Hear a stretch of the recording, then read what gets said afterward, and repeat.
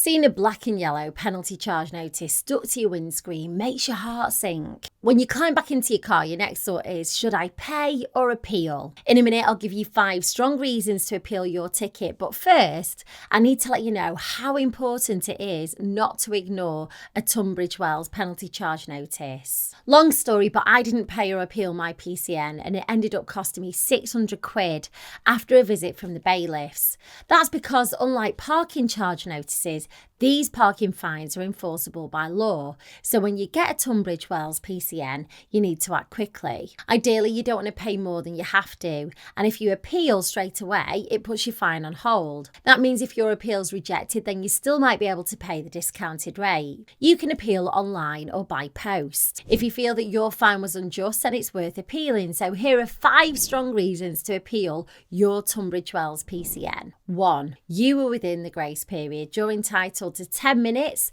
after your ticket expires to get back to your car. So if you're only 2 minutes after your allotted time, or even a few minutes, then you've got a very strong case to appeal. The signs weren't very clear. For example, they were faded, hidden by trees, broken, or barely visible. You'll need photo evidence to back this up, so take as many pictures as you can, and a video if possible. 3, you're unable to get back to your vehicle. Now, this could be a medical emergency or something just as serious. Again, you'll need to have proof for this. 4, you couldn't get back in time because you've got mobility issues. If you're disabled, pregnant, or you've got a really young baby, then the Equality Act says that you must be treated with understanding. And number 5, you were parked correctly and an error was made on their part. Now, you've probably already got the hint by now, but the more that you can prove, the better. It gives your appeal against Tunbridge Wells PCN a better chance. If you do send your appeal off and you're waiting by the letterbox for your reply, it can take up to 56 days, which feels like forever. If your appeal's rejected, then you'll get a notice of rejection